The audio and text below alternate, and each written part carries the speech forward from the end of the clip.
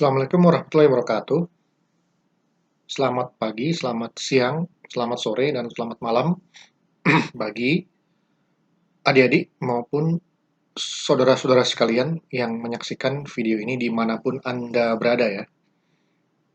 Selamat berjumpa lagi kita pada kuliah Hukum Perbandingan Konstitusi. Pada saat ini kita sudah memasuki kuliah yang ke-7 ya.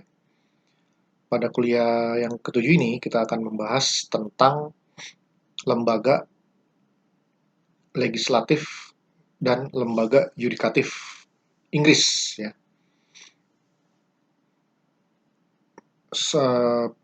Sedangkan pada kuliah yang sebelumnya kita sudah berhasil menyelesaikan pembahasan tentang lembaga eksekutif ya, Inggris gitu.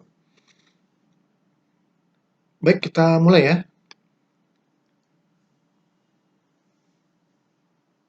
Kekuasaan legislatif di Inggris itu dipegang oleh parlemen ya, yang terdiri atas dua kamar ya, atau bicameral. Nah, jadi Inggris menganut sistem parlemen dua kamar ya, atau bicameral.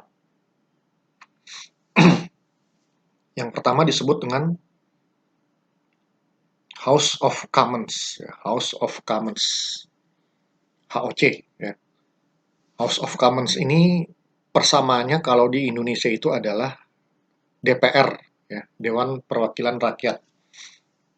Dan kamar yang kedua disebut dengan House of Lords atau Dewan Bangsawan ya. Karena memang Lords di sini nih eh, kebanyakan itu ditempati oleh para bangsawan ya. Nah, baik House of Commons ya atau House of Lords ini keduanya merupakan parlemen yang kedudukannya sejajar ya, dan terpisah satu sama lain ya, seperti itu. Dalam tradisi ketatanegaraan Inggris, ratu secara simbolik itu merupakan pemegang kekuasaan tertinggi legislatif ya. Hanya secara simbol saja, karena dalam pelaksanaannya ratu mendelegasikan kepada parlemen, yaitu House of Commons dan House of Lords. Walaupun ratu itu merupakan pemegang kekuasaan tertinggi di bidang legislatif, tapi dalam praktiknya ratu itu jarang bersama-sama dengan parlemen. Ya. Ratu itu hanya hadir pada saat pembukaan sidang parlemen. Jadi ratu itu sebagai simbol ya, kepala parlemen, ya, the head of parliament, dia itu membuka sidang dan kemudian memberikan pidatonya di hadapan para anggota parlemen. Nah, jadi hanya itu saja ya keterlibatan daripada ratu dalam sidang parlemen. Ya. Sebagaimana sudah dikemukakan pada kuliah yang sebelumnya, dalam hal cabang legislatif ya, atau parlemen, Inggris menganut doktrin ya atau prinsip supremasi of parliament atau kedaulatan oleh parlemen. Karena seperti yang sudah dijelaskan, parlemen itu memiliki kedudukan yang sangat kuat ya. Bahkan Perdana Menteri dan Menteri-Menteri pun itu sangat tergantung dari kepercayaan dari parlemen ya. Kalau parlemen sudah tidak percaya lagi dengan kinerja Perdana Menteri atau Menteri-Menteri, maka parlemen dapat memaksa Perdana Menteri ya, atau Menteri-Menteri untuk meletakkan jabatannya ya, melalui mosi tidak percaya. Nah, selain itu, dikatakan Inggris menganut prinsip supremacy of parliament ya, atau kedaulatan parlemen karena memang kekuasaan tertinggi legislatif ya, untuk membuat undang-undang ya, atau membentuk undang-undang. Di Inggris itu undang-undang disebut Act of Parliament ya. Act of Parliament atau undang-undang buatan parlemen. Nah, jadi di Inggris itu memang kekuasaan tertinggi untuk membuat undang-undang itu berada di tangan parlemen, ya, seperti itu. Di parlemen lah yang berkuasa penuh untuk membuat suatu undang-undang, ya. Sampai kemudian undang-undang tersebut disepakati dan disahkan oleh ratu, ya, seperti itu.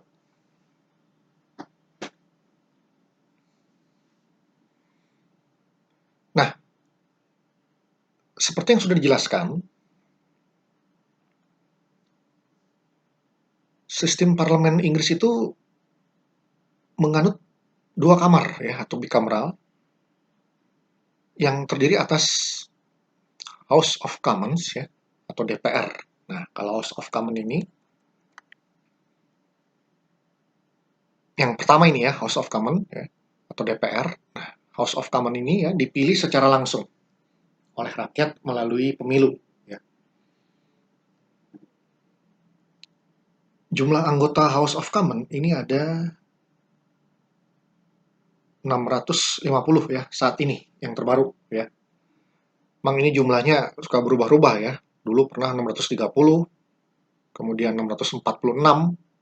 Nah, sekarang 650, ya, yang teranyar, ya, seperti itu. Mereka dipilih secara langsung, ya, oleh konstituen di pemilu, ya, berdasarkan jumlah populasi penduduk, ya, seperti itu. Jadi memang region itu semacam provinsi, ya, kalau di Indonesia. Memang region yang jumlah penduduknya besar, nah tentu saja dia memiliki wakil yang lebih banyak, ya, memiliki jatah anggota House of Commons yang lebih banyak, ya, seperti itu. Dan sebaliknya, semakin sedikit jumlah penduduk dari region atau provinsi, nah maka juga jatah wakil anggota House of Commons-nya itu juga semakin sedikit, ya. Nah itu, ya, jadi House of Commons ini dia dipilih secara langsung oleh rakyatnya atau konstituen, ya, seperti itu. Nah, saat ini, ya, tahun 2020 ini, House of Commons ini sedang dikuasai oleh partai konservatif, ya, konservatif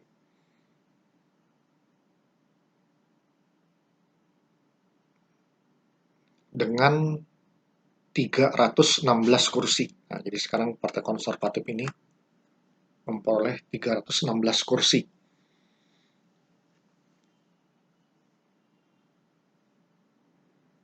Sedangkan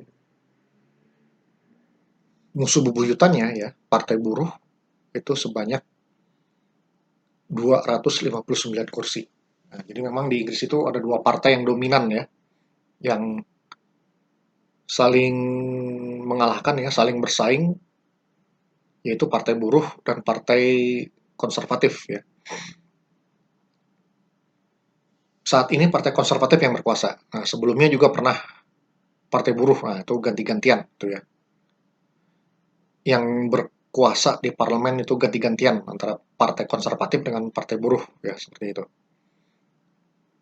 Lalu apakah hanya dua partai? Nah, tidak. Ya, Inggris itu bukan bukan menganut sistem dui partai, ya, atau dua partai. Inggris itu menganut sistem multi partai, ya, banyak partai. Tapi memang yang dominan tuh hanya dua ini, ya, konservatif dan Partai Buruh, ya. Sama seperti di Amerika Serikat, ya, partainya banyak tapi yang dominan adalah Partai Republik dengan Partai Demokrat. Nah, saat ini yang paling banyak kursinya di House of Commons Inggris itu adalah Partai Konservatif, ya, dengan 316 kursi, dan kemudian disusul oleh Partai Buruh dengan 259 kursi. Nah, sisanya itu dimiliki oleh partai-partai kecil, ya. Seperti misalnya ada Partai Nasional Skotlandia. Nah, itu dia memiliki 35 kursi. Partai Liberal Demokrat itu 12 kursi. Partai Persatuan Demokratik 10 kursi dan beberapa partai-partai yang kecil lainnya, ya. sehingga total semua berjumlah 650 orang. Oleh sebab partai konservatif yang memenangi pemilu, ya, pemilu terakhir ya, dan juga dia tentunya memiliki kursi yang paling banyak di parlemen, maka partai konservatif lah yang menjadi partai pemerintah ya, atau partai yang berkuasa di pemerintahan, dan juga partai yang dominan ya, partai yang mendominasi di House of Commons ya, seperti itu. Oleh sebab itu, partai ini berhak untuk membentuk pemerintahan tentunya, dan ketua partainya itu otomatis menjadi Perdana Menteri ya, yang dilantik oleh Ratu ya, seperti itu. Nah, memang dalam sistem parlementer, saya ulangi lagi, bahwa partai pemenang pemilu, maka ketua partainya itu akan didaulat menjadi Perdana Menteri ya, seperti itu.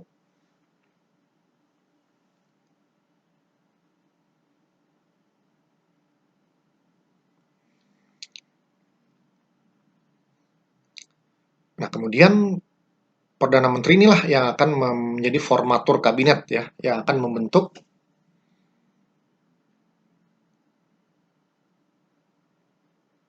para menterinya ya, yang akan menunjuk para menterinya ya, seperti itu. Nah, kemudian setelah kabinet menteri terbentuk, maka akan menghadap Ratu untuk kemudian diresmikan ya, atau dilantik oleh Ratu sebagai kepala negara ya, seperti itu. Tadi ya, karena sekarang ini yang berkuasa adalah partai konservatif, maka Perdana Menterinya pun berasal dari partai konservatif ya. Nah, namun demikian partai buruh pun dulu-dulu ya juga pernah berkuasa ya, menjadi partai pemerintah seperti itu. Nah, kalau salah satu partai menjadi partai pemerintah ya, kalau partai yang dominan, yang mayoritas di parlemen itu menjadi partai pemerintah, maka partai sisanya yang minoritas, nah itu dia disebut dengan partai oposisi ya, atau partai pengkritik pemerintah. Jadi sekarang ini konkretnya kalau partai konservatif itu menjadi penguasa ya, menjadi partai pemerintah, maka musuh bebuyutannya ya, lawan utamanya partai buruh itu menjadi partai oposisi yang memang mengkritik pemerintah ya. Nah, periode yang dulu juga pernah partai buruh yang berkuasa menjadi pemerintah ya, partai pemerintah, sehingga lawannya itu ya, lawan utamanya ya, musuh bebuyutannya partai konservatif. Nah, itu dia yang menjadi oposisi ya, atau partai lawan atau partai yang mengkritik pemerintah. Nah, misalnya tahun 1997 itu pernah dulu partai buruh yang berkuasa ya, mendapatkan kursi 418. Sedangkan musuh bebuyutannya partai konservatif itu hanya mendapatkan 165 kursi. Otomatis partai konservatif dia menjadi partai minoritas dan menjadi oposisi ya di parlemen, yang terus mengkritik atau mengkritisi semua kebijakan-kebijakan pemerintah yang dikendalikan oleh partai buruh ya, seperti itu.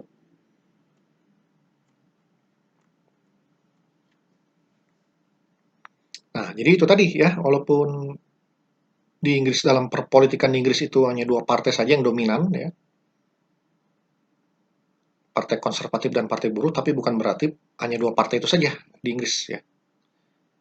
Dengan kata lain, Inggris itu tidak menganut sistem dua partai, tapi banyak partai. Hanya saja partai-partai yang di luar buruh dan konservatif itu, ya itu ya partai-partai kecil ya, seperti itu. Dia dapat kursi juga di House of Commons, tapi kursinya sedikit ya, kecil kursinya. Nah, House of Commons ini diakui sebagai parlemen yang menjadi pusat kekuatan parlemen ya. Bahkan House of Lord pun mengakui ini ya, mengakui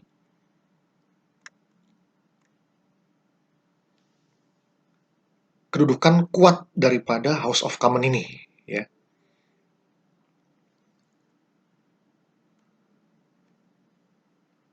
Nah, House of Commons ini anggotanya memiliki masa jabatan. Ya, berapa lama? Nah, sama seperti di Indonesia, masa jabatan House of Commons itu adalah 5 tahun. Ya. Dan sesudah itu akan diadakan pemilu kembali untuk memilih anggota baru untuk masa jabatan berikutnya. Itu ya kamar pertama daripada Parlemen Inggris, yaitu House of Commons. Yang kedua adalah kamar House of Lords, ya, atau disebut juga dengan Dewan Bangsawan. Nah, berbeda dengan House of Commons yang pengisian jabatannya dipilih melalui pemilu, maka untuk House of Lords ini, ya, atau Dewan Bangsawan ini, dia tidak dipilih melalui pemilu, ya, melainkan anggotanya menjabat turun temurun, ya, atau diangkat untuk seumur hidup. Nah, ini biasanya para ningrat ini ya, para bangsawan ini yang menjabat turun temurun, atau dia menjabat seumur hidup ya, seperti itu. Jumlah anggota House of Lords ya, HOL, ini juga berubah-ubah ya, tapi pada umumnya berkisar 700-an ya, 700-an anggota itu House of Lords. Saat ini tahun 2020 ini tepatnya itu pastinya berjumlah 793 ya. Namun pernah juga ya anggota House of Lords ini membengkak sampai 1000 lebih ya. Itu pada tahun 1997 ya. Itu mencapai 1093 orang ya, seperti itu. Anggota House of Lords ini juga dikenal dengan sebutan peers ya, atau aristokrat. Itu pada prinsipnya dibagi ke dalam dua golongan ya. Para anggota House of Lords ini. Itu Lords spiritual ya. Lord spiritual ini antara lain ya diisi oleh uskup-uskup senior ya. Ini tokoh-tokoh gereja ini ya, tokoh-tokoh agama. Kemudian yang kedua adalah Lords temporal ya, lay peers. Nah, di dalam Lords temporal ini juga duduk para law lords ya, law lords atau hakim-hakim senior. Kenapa ada law lords ya? Para bangsawan ahli hukum yang menjabat sebagai hakim senior di House of Lords. Nah, ini juga kan unik ya. House of Lords itu legislatif, ya, badan legislatif, tapi juga di dalamnya ada unsur law lords, hakim senior ya, para ahli-ahli hukum.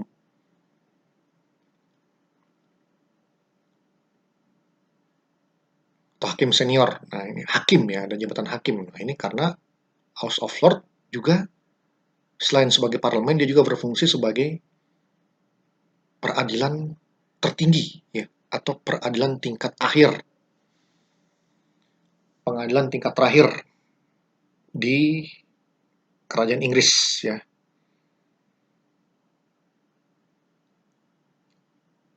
Yang mengadili pada tingkat akhir ya, tingkat terakhir itu ya. Ya kalau di negara kita tuh ke tingkat kasasi ya. Perkara-perkara pidana dan perkara-perkara perdata ya di negeri Inggris maupun di anggota Great Britain ya, seperti Wales, kemudian Irlandia Utara ya, Scotland ya.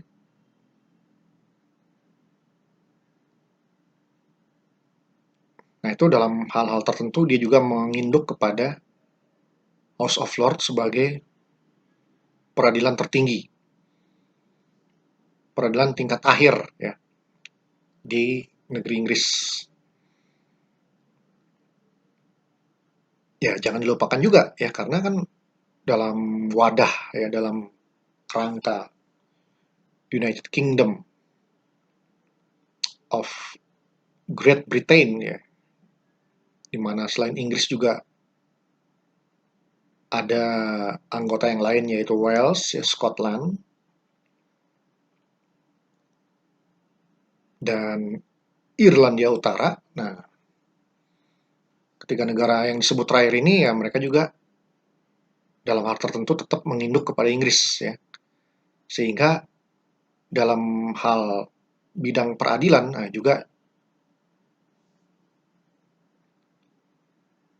dalam hal-hal tertentu juga masih menginduk ya, masih terintegrasi dengan sistem peradilan Inggris ya. Termasuk sampai ke House of Lords ini sebagai pengadilan yang tertinggi di Inggris ya, seperti itu. Nah, jadi ini agak unik ya. House of Lords sebagai lembaga legislatif dia juga berfungsi sebagai lembaga yudikatif ya, sebagai pengadilan tertinggi, pengadilan tingkat akhir untuk kasus-kasus pidana dan kasus-kasus perdata secara umum. Ibaratnya sebagai peradilan tingkat kasasi lah ya. Seperti apa kalau kita melihat kepada Indonesia. Nah, kalau di Indonesia kan kasasi itu oleh Mahkamah Agung ya, seperti itu. Nah, anggota House of Lords ini direkrut ya atau diambil dari berbagai golongan yang dianggap senior ya, dianggap terpandang di masyarakat Inggris ya. Mereka ini berasal dari berbagai kelompok bangsawan senior dan berpengaruh di Inggris ya. Nah, namanya juga kan sudah Dewan Bangsawan ya atau House of Lords. Nah, memang ini mayoritas ini dihuni oleh golongan bangsawan. Nah, beda tadi dengan House of Commons yang masa jabatannya 5 tahun. Kalau House of Lords ini dia tidak memiliki masa jabatan ya. Bahkan ada yang turun-temurun ya. Jadi para bangsawan ini secara turun-temurun menduduki House of Lords ya. Misalnya orang tuanya meninggal, ganti anaknya. Nanti anaknya meninggal lagi, ganti anaknya lagi, dan seterusnya. Ada juga anggota House of Lords yang ditunjuk untuk masa jabatan seumur hidup. Ya. Jadi ada yang turun-temurun, ada yang sampai seumur hidup. Nah, setelah dia meninggal, ganti lagi yang baru. Ya. Tapi bukan anaknya, ya orang lain lagi. Ya. Nah, jadi itu terbagi dua, gitu ya, pengisian jabatan daripada House of Lords. Ada yang turun-temurun, dari generasi ke generasi, ada yang ditunjuk, tapi sampai seumur hidup. Meninggal, ganti yang baru. Gitu. Ah, ada juga ya, sebagian kecil anggota House of Lords itu ditunjuk karena jasa-jasanya kepada negara. Ya. Dia sangat berjasa kepada negara, kemudian ditunjuk menjadi anggota House of Lords, tapi untuk kurun waktu tertentu saja. Ya. Hanya untuk beberapa waktu tertentu saja. Ya. Tidak sampai seumur hidup. Tidak sampai turun-temurun. Nah, jadi menjadi anggota House of Lords untuk waktu tertentu saja. Dan dia diangkat ratu sebagai House of Lords karena jasa-jasanya kepada negara. Nah, tapi ini ya, hanya sebagian kecil ya. Ya, hanya sebagian kecil saja. Minoritas lah ya. Karena yang mayoritas itu yang di turun-temurun maupun yang ditunjuk untuk seumur hidup. Seperti itu. Nah, ternyata anggota House of Lords ini juga terafiliasi dengan partai ya, memiliki hubungan dengan partai ya. Intinya dia orang-orang partai juga ya. House of Lords ini secara tradisional dia ada membawa bendera partai juga ya, seperti partai konservatif ya, partai buruh, partai liberal demokrat, partai hijau dan sebagainya ya. Bahkan saat ini anggota House of Lords yang terafiliasi oleh partai ya, anggota House of Lords yang membawa bendera partai itu adalah anggota yang paling banyak ya.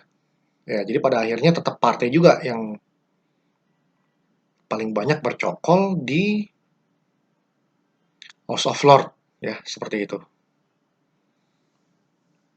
Nah, sisanya ada juga anggota House of Lords yang berasal dari jalur independen ya, ada yang independen ya.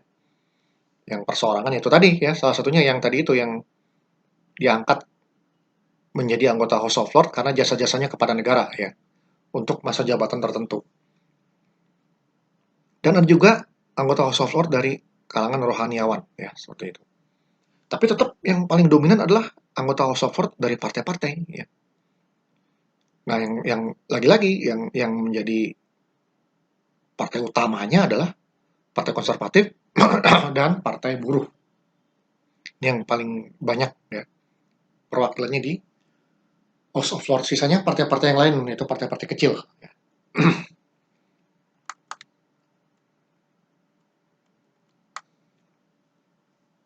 Nah, anggota House of Lords ini, profesinya ini ya memang secara umum adalah politisi ya, bangsawan politisi. Tapi tidak semuanya ya. Karena ada juga anggota House of Lords ini yang berprofesi sebagai, ini selain politisi ya, ini sebagai yang pengusaha ya, akademisi, ilmuwan, advokat, dokter, pakar, pastor. Bahkan ada juga mantan anggota House of Commons, ya, House of Commons ya, DPR, yang karena dianggap berjasa dan dibutuhkan keahliannya, ya, dibutuhkan kepintarannya, dibutuhkan kemampuannya,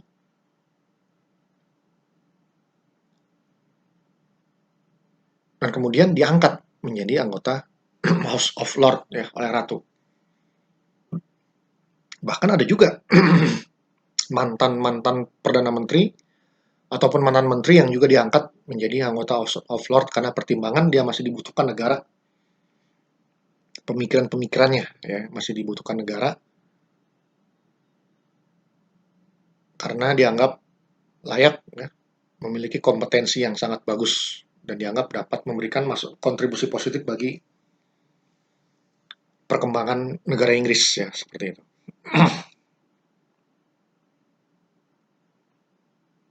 Nah, pernah juga muncul wacana ya di House of Commons bahwasanya House of Lords ini harus direformasi ya. Reformasi apa? Nah, reformasi mengenai pengisian jabatannya.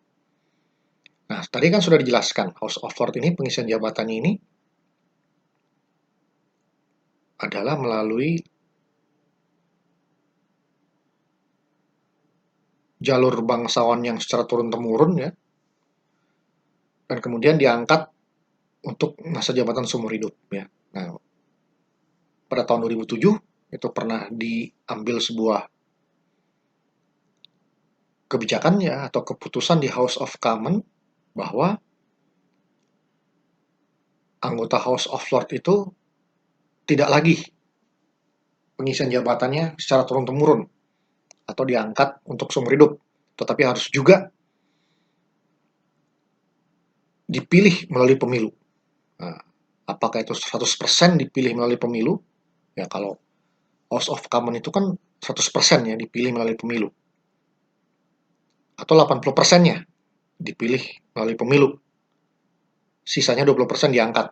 Nah, itu pernah House of Commons juga pernah itu ya. Tahun 2007 ya, House of Commons mengambil kebijakan seperti itu ya, membuat sebuah keputusan seperti itu House of Commons. Tapi kemudian House of Lords menolak ya, menolak keputusan House of Commons tersebut sehingga sampai sekarang tidak ada perubahan ya terhadap pengisian jabatan House of Lords, tetap ya turun-temurun dan diangkat untuk seumur hidup.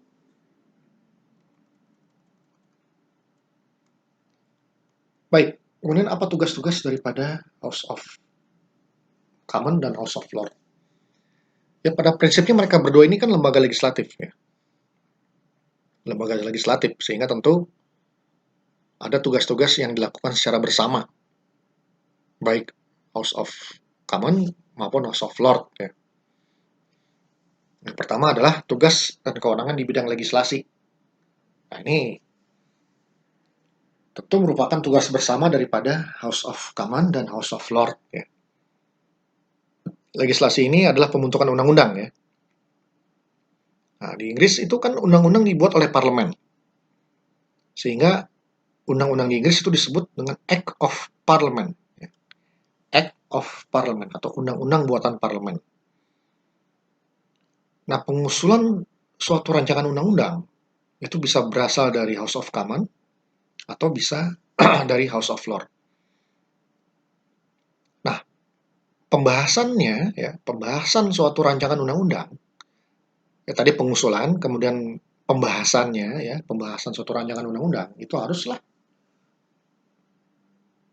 melalui kedua kamar parlemen ya, baik House of Commons maupun House of Lords. Nah, setelah berhasil lolos dari kedua kamar itu, maka barulah undang-undang tersebut dapat disepakati ya. Undang-undang tersebut dapat ditetapkan dan kemudian disahkan ya, menjadi undang-undang ya oleh Ratu. Gitu. Nah, dalam proses ya pembentukan undang-undang ini,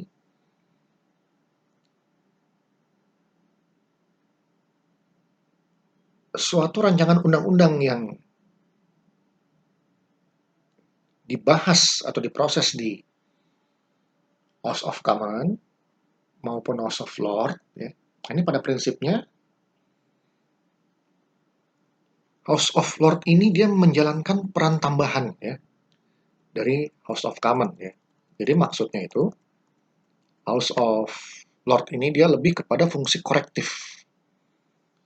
Dia merevisi ya, mengkoreksi rancangan undang-undang yang sudah disepakati di kamar House of Commons. Jadi ada suatu rancangan undang-undang ya, sudah dibahas oleh House of Commons, sudah disepakati di tingkat House of Commons. Nah, kemudian RUU tersebut diproses lagi ke kamar House of Lords.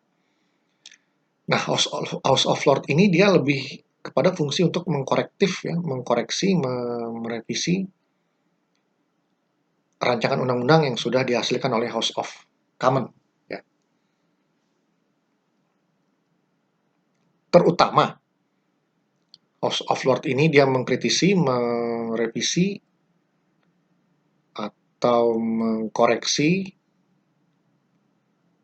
rancangan undang-undang yang dihasilkan oleh House of Commons, dan rancangan undang-undang itu sangat sangat fundamental ya, sangat mendasar, berpengaruh banyak kepada masyarakat dan bahkan dikatakan kontroversial. Nah, maka disinilah House of Lords dia eh, menjalankan fungsi khasnya ya, meninjau atau merevisi RUU yang dihasilkan oleh House of Commons. Dan pada dasarnya memang House of Lords lah yang memberikan persetujuan akhir ya sebelum RUU disahkan dan diundangkan menjadi undang-undang yang berlaku mengikat. Ya. Nah, di Inggris juga sama seperti halnya di Indonesia dan di negara-negara manapun yang mengesahkan suatu undang-undang itu tentu adalah kepala negara. Ya. Kalau di Indonesia itu presiden, kalau di negara kerajaan itu adalah ratu, ya seperti itu. Bahkan ya House of Lords ini ya memiliki kekuasaan untuk menunda, ya, menunda berlakunya suatu undang-undang. Kenapa ditunda? Ya karena dianggap undang-undang tersebut sangat mempengaruhi kehidupan masyarakat, ya, sangat mempengaruhi kehidupan masyarakat, kontroversial,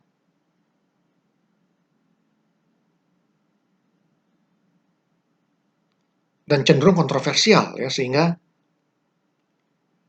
House of Lords sampai merasa perlu untuk menunda berlakunya undang-undang tersebut, ya seperti itu. Nah, tapi ini ada pengecualian, ya ada pengecualian. Untuk rancangan undang-undang yang terkait dengan keuangan negara, ya. Nah, ini rancangan undang-undang yang terkait dengan keuangan negara ini ya. Atau kalau di Inggris itu disebut dengan Finance Act ya. RUU yang terkait dengan keuangan negara atau Finance Act ini contohnya seperti rancangan undang-undang tentang pajak, ya, rancangan undang-undang tentang pengeluaran-pengeluaran negara lainnya. Nah, ini merupakan kewenangan eksklusif dari House of Lords, House of Commons. Saya ulangi, khusus rancangan undang-undang yang terkait dengan keuangan negara seperti tentang pajak, pengeluaran negara, ya. Nah, ini merupakan kewenangan eksklusif dari House of Commons. House of Commons, ya, di mana House of Commons ini merupakan perwakilan rakyat yang dipilih secara langsung melalui pemilu, ya. Nah, jadi untuk rancangan undang-undang ini, ya, khusus untuk rancangan undang-undang tentang keuangan ini, ya, pajak, pengeluaran negara, nah ini House of Lords tidak bisa ikut campur, ya, tidak bisa ikut campur. Nah, ini merupakan mutlak, ya, absolut. Ini adalah kewenangan daripada House of Commons, ya, untuk menyusun undang-undang ini, ya, RUU ini tentang keuangan negara ini, ya, seperti pajak dan pengeluaran negara. Jadi ketika rancangan undang-undang yang terkait dengan keuangan negara seperti pajak, seperti pengeluaran negara lainnya, setelah disepakati oleh House of Commons, lolos dari kamar House of Commons, maka House of Lords harus setuju. House of Lords harus menyetujuinya tanpa boleh melakukan perubahan, tanpa boleh melakukan amandemen terhadap RUU keuangan tersebut. Apalagi menundanya, itu tidak boleh, ya, seperti itu. Nah, ini merupakan kewenangan full, kewenangan mutlak daripada House of Commons, ya. Jadi House of Commons itu dia menyusun RUU tentang keuangan seperti pajak, seperti pengelolaan negara lainnya. Setelah selesai disepakati di House of Commons, masuk ke kamar House of Lords, maka House of Lords itu langsung harus menyetujuinya dan tidak boleh melakukan revisi atau amandemen atau apalagi menundanya, ya, menunda pemberlakuannya. Nah, itu, ya. Timbul persoalan, kenapa House of Lords itu tidak dilibatkan? House of Lords tidak dilibatkan dalam urusan pembentukan undang-undang mengenai keuangan negara, ya, atau Finance Act. Kenapa? Nah, ini karena House of Lords itu dia pengisian jabatannya tidak dilakukan melalui pemilu, tidak dipilih secara langsung oleh rakyat, melainkan tadi itu melalui pengangkatan seumur hidup atau bahkan turun-temurun, ya, seperti itu. Nah, beda dengan House of Commons. Kalau House of Commons ini dia memang dipilih secara langsung, ya, oleh rakyat, sehingga orang-orang ini merupakan pilihan rakyat. Nah, tentu kan urusan keuangan, pajak, pengeluaran negara itu merupakan hal-hal yang pada akhirnya akan membebani masyarakat, ya, sehingga tentu saja House of Commons yang dipilih langsung oleh rakyat, oleh masyarakat, lebih berhak untuk menangani RUU tentang keuangan tersebut, ya, seperti itu. Itulah, ya, latar belakang kenapa kewenangan mutlak rancangan undang-undang tentang keuangan itu ada di tangan House of Commons, sedangkan House of Lords itu tidak dilibatkan, ya, dia hanya menyetujui saja, seperti itu. Itu alasannya. Itu, ya, tugas di bidang legislatif. Kemudian tugas di bidang pengawasan, ya, atau kontrol. Nah, ini juga sama. Ini parlemen di dunia ini pasti memiliki tugas pengawasan. Siapa yang diawasi? Ya, tentunya yang diawasi adalah eksekutif, ya, atau pemerintah. Jadi tugas atau kewenangan di bidang pengawasan ini mengawasi kebijakan-kebijakan eksekutif atau pemerintah, ya, seperti itu. Nah, ini merupakan tugas universal yang dimiliki oleh parlemen di semua negara-negara di dunia ini, ya, seperti itu. Nah, dalam konteks ini konkretnya baik House of Commons maupun House of Lords itu memiliki tugas untuk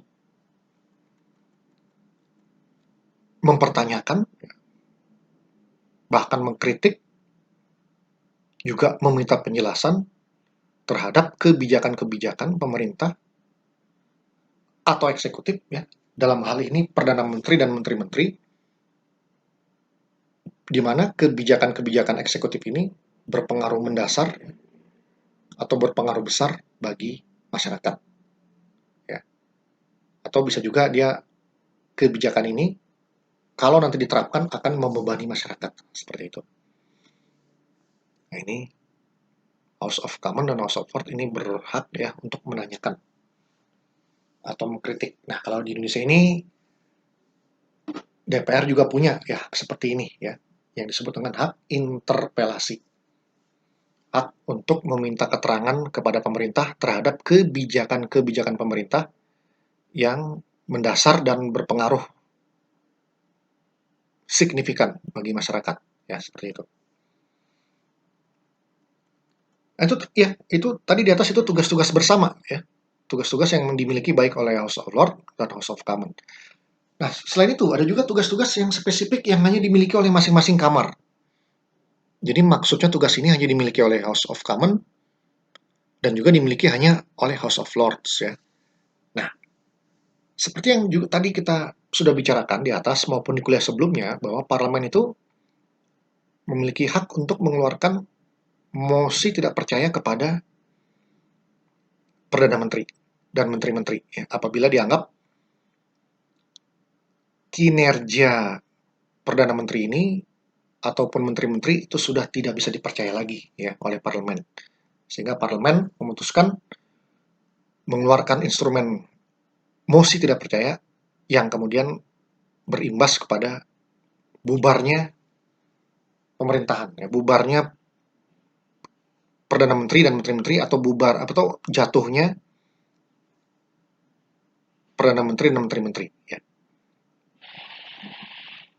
Nah, ini di Inggris dimiliki oleh House of Commons. Ya. Jadi House of Commons lah yang memiliki kewenangan untuk mengeluarkan mosi tidak percaya, ya, yang berakibat kepada jatuhnya Perdana Menteri dan Menteri-Menteri, baik secara bersama-sama maupun secara sendiri-sendiri. Nah ini, jadi mosi tidak percaya ini dimiliki oleh House of Commons. Ya.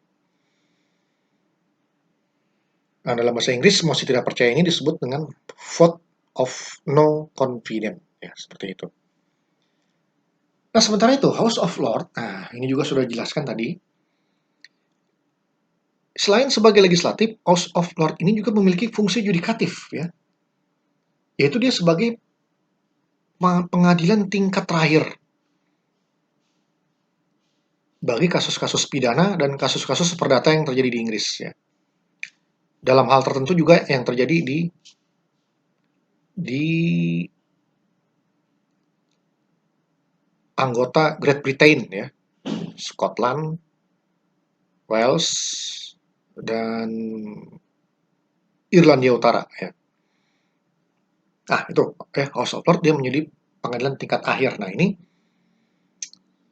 kalau di Indonesia ini ya bisa dikatakan sebagai pengadilan kasasi ya di tingkat Mahkamah Agung. Nah, tapi kalau di Inggris itu dilaksanakan oleh House of Lords, ya, House of Lords. Nah, timbul pertanyaan, apakah di Inggris itu ada Mahkamah Agung? Ya, ada Mahkamah Agung.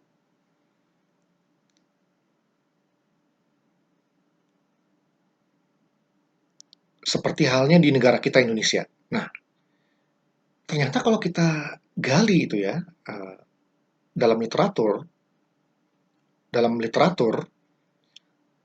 ternyata di Inggris pun ada yang disebut dengan Mahkamah Agung ya atau Supreme Court, ada itu ya. Nah, di Inggris itu yang disebut dengan Mahkamah Agung ya atau Supreme Court itu dinamakan dengan Court of Appeal ya. Court of Appeal. Nah, ini semacam Supreme Court-nya atau Mahkamah Agungnya di Inggris ya, di Inggris. Hanya saja Supreme Court di Inggris ini ya, atau Mahkamah Agung di Inggris ini, dia bukanlah peradilan yang tertinggi rupanya ya. Dengan kata lain, putusan-putusan di pengadilan di Mahkamah Agung atau di Supreme Court di Inggris itu masih bisa dibanding lagi ya, masih bisa diajukan upaya hukum lagi ke pengadilan tingkat terakhir yang disebut dengan House of Lords tadi. Ya. Jadi singkat kata, Mahkamah Agung di Inggris itu ya, atau Supreme Court di Inggris itu bukanlah yang tertinggi, karena masih berada di bawah House of Lords. Ya. Di atasnya masih ada House of Lords. Nah, di mana House of Lords inilah yang sesungguhnya menjadi peradilan tertingginya. Ya. Atau disebut juga peradilan tingkat terakhir. Ya. Seperti itu. Ya, kalau di Indonesia ini ya tingkat kasasinya. Ya, seperti itu. Itulah ya. Jadi dapat kita lihat bahwa di samping memiliki fungsi legislatif, House of Lords juga memiliki fungsi yudikatif. Bahkan dia sebagai pengadilan tertinggi ya, atau tingkat akhir seperti itu. Baiklah, itu dulu yang bisa saya sampaikan pada kuliah kali ini. Lebih kurangnya mohon maaf. Apabila ada pertanyaan, silakan ajukan di forum diskusi e-learning atau di kolom komentar YouTube ya. Sekian, terima kasih. Wassalamualaikum warahmatullahi wabarakatuh.